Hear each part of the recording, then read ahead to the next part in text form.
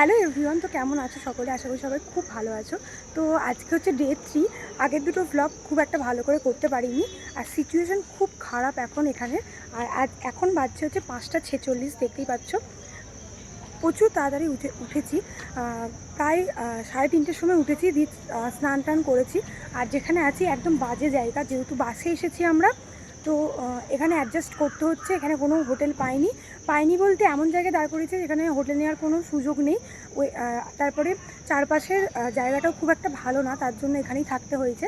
তো এখন আছি আমরা হচ্ছে চিত্রকূটে।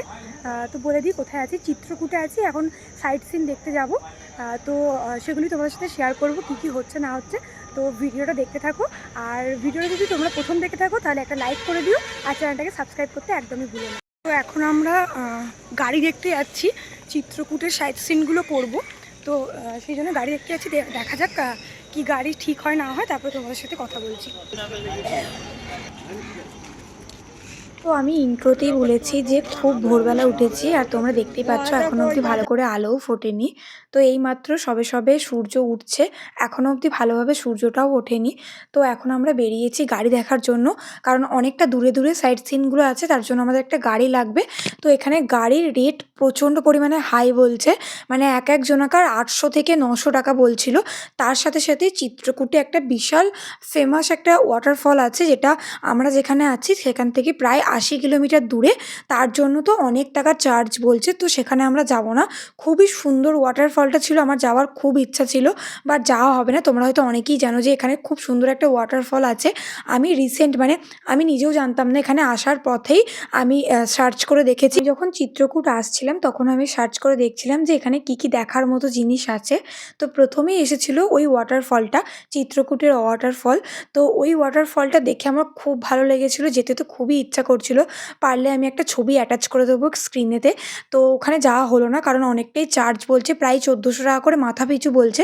তো আমরা একটা গাড়ি করে নিয়েছি, তো সেই গাড়িটায় 10 জনা করে বসাবে ওরা, চাপাচাপি করে, আর মাথা পিছু 400 টাকা করে নেবে। অনেক বার্গেনিং করার পর আমাদের 400 টাকায় রাজি হয়েছে। আশেপাশের কয়েকটা মন্দির দেখাবে, তো 7-8টা মতো মন্দির আছে, তো সেগুলি দেখতে বেরিয়ে পড়েছি। আর এখন আছি হচ্ছে রাম মন্দিরে, আর এখানে মোটামুটি সব কিছুই রামেরই মন্দির। তো এখন আমরা আছি চিত্রকূট পাহাড়ে রাম মন্দিরে।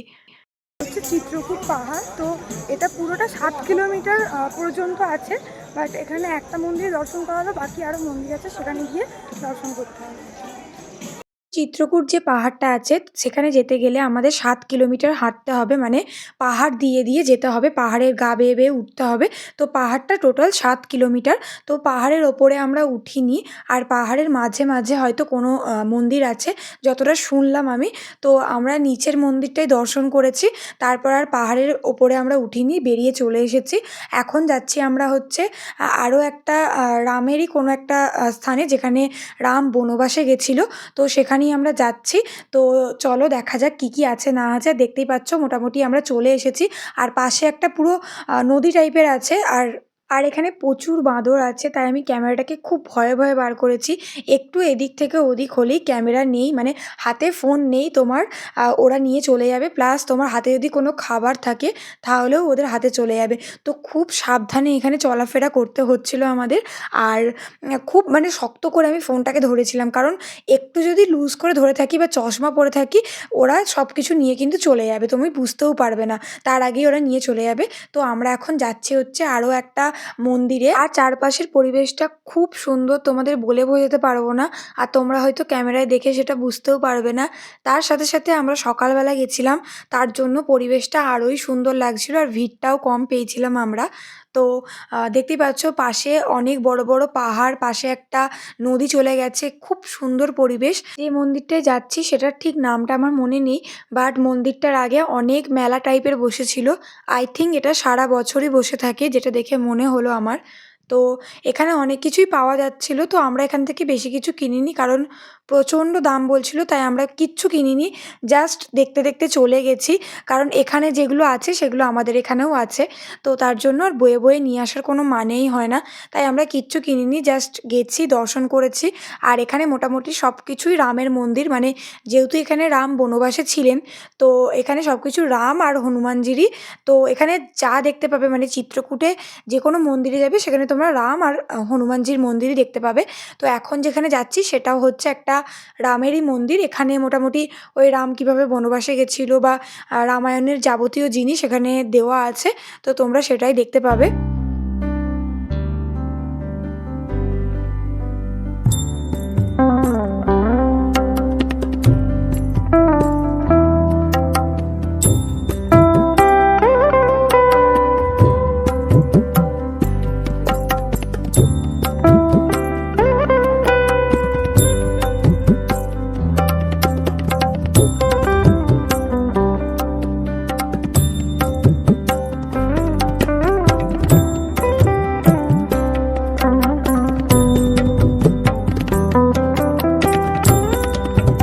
তো ওখান থেকে দর্শন করে চলে এসেছি আমরা আরও একটা মন্দিরে।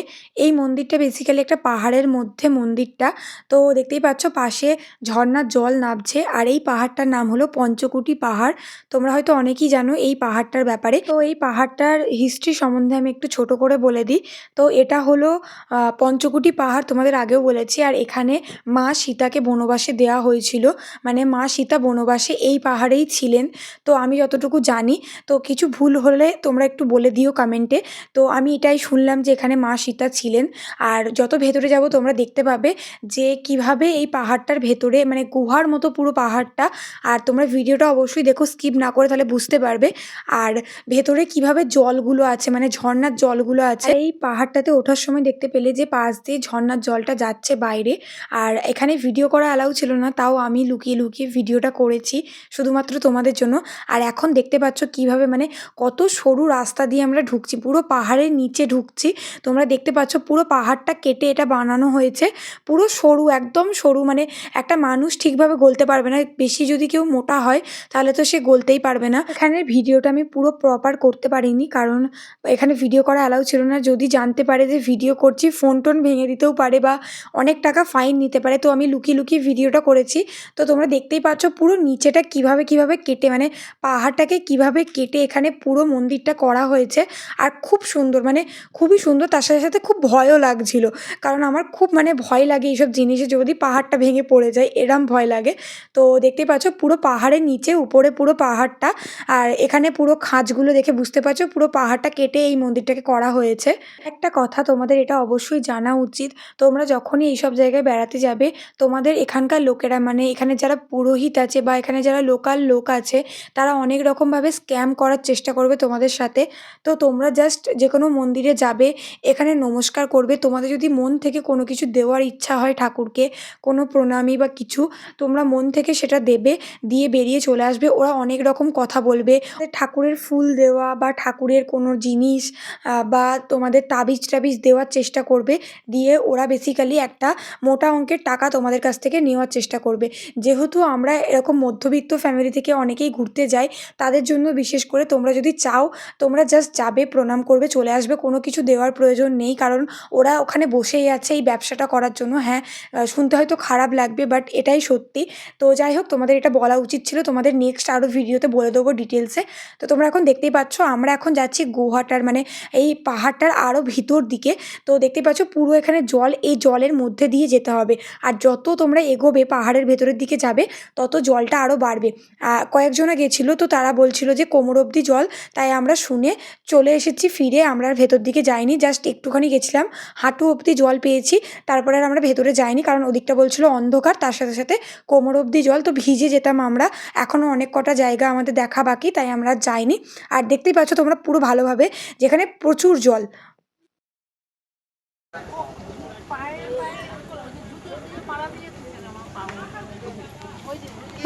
তোমাদের যেমনটা বললাম যে এখানে প্রচুর বাঁদর, দেখতেই পাচ্ছ এখানে বাঁদরটা কী করছে, ওরা পুরো জল খাচ্ছে। আর প্রচুর, এখানে প্রচুর বাঁদর। তো তোমাদের হাতে যদি কলা বা বিস্কিট বা কোনো কিছু খাবার দেখতে পাই, তাহলে হয়ে গেল। তো আমি তো এটা খুব রিস্ক নিয়ে ওদের ভিডিওটা করছিলাম, ওরা যদি বাই চান্স রেগে যায়, হাত থেকে আমার ফোন নিয়ে চলে যাবে। তো আমার খুব কিউট লেগেছে এই ব্যাপারটা, তো তাই জন্য আমি এটাকে ক্যাপচার করে রাখলাম। তো এখন 2-3টে জায়গা ঘোরা হয়ে গেছে অলরেডি, এখনও 3-4টে আছে বাকি। তো সেগুলো দেখবো। এটা রাম, তো এখানটা এসেছিলাম রামশিলাতে। তো আমরা রামশিলা দর্শন করে আমরা আরও একটা জায়গায় চলে গেছিলাম। আর এই নদীটার নাম আমার ঠিক মনে নেই। তো এখানটা দেখে আমার পুরো বেনারস ফিল আসছিল। কারণ বেনারসে যেমন মানে নৌকাগুলো করে সবাই গঙ্গা দিয়ে ঘুরে বেড়ায় সেটাই মনে হচ্ছিল। তো এখানেও গঙ্গাতে যাওয়ার কথা অনেকে বলছিল, সরি গঙ্গা না, এই নদীটা দিয়ে যাওয়ার কথা বলছিল। তো এখানে মোটামুটি পার পারসন 200 টাকা করে বলছিল। তো আমরা যাইনি, ভেবেছিলাম একবারে বেনারসেও যাওয়া আমাদের কথা আছে। তো তোমরাও বেনারসের ভ্লগ দেখতে পাবে।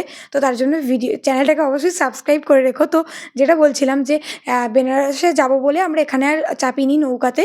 আর এখানে মোটামুটি 3টে না 4টে মানে নৌকা করে করে মন্দির দেখাবো বলেছিল। তো তাই আমরা যাইনি, অনেকটা বেলা হয়ে গেছিলো, প্রায় 11:30 বেজে গেছিলো। আর আমরা বেরিয়েছি হচ্ছে ওই 6টা নাগাদ, 5:30 6টা নাগাদ বেরিয়েছি। তো তখনও অবধি আমরা কিচ্ছু খাইনি। তো আমরা যাইনি, সেই জন্য প্রচণ্ড খিদেও পেয়েছিল। তো আমরা যাইনি, ওখান থেকে আমরা জাস্ট দেখেছি সামনে থেকে। তারপরে আমরা গাড়ি করে আবার নেক্সট আর একটা জায়গায় যাওয়ার কথা ছিল, তার জন্যই আমরা বেরিয়ে গেছি। তো এরপর আমি আর কোনো ভিডিও করিনি, কারণ নেক্সট যে জায়গাটা যাওয়ার কথা ছিল সেখানে আমি আর যাইনি, কারণ আমার প্রচণ্ড মাথা যন্ত্রণা করছিল। আর এরপর বিকেলবেলা আমাদের মানে বাস ছেড়ে দিয়েছিল পরের দিনে যেখানে যাব সেখানে যাওয়ার জন্য। তো বিকেলবেলা সেরকম কিছুই হয়নি, তাই আমি কিছু দেখাইনি। তো আমরা ওখান থেকে ফিরে মানে সকালবেলা ওখান থেকে ফিরে জাস্ট ব্রেকফাস্ট করেছিলাম। ব্রেকফাস্টে ছিল হচ্ছে নান আর ঘুগনি। তো এরপর আর আমরা কিচ্ছু করিনি। তো পরের দিন যেখানে যাব সেখানে যাওয়ার জন্য বিকেলবেলা আমাদের বাস ছেড়ে দিয়েছিল। তাই ভিডিওটা আজকে এখানেই এন্ড করলাম। দেখা হচ্ছে কালকের ভিডিওতে। ততক্ষণের জন্য ভালো থেকো, সুস্থ।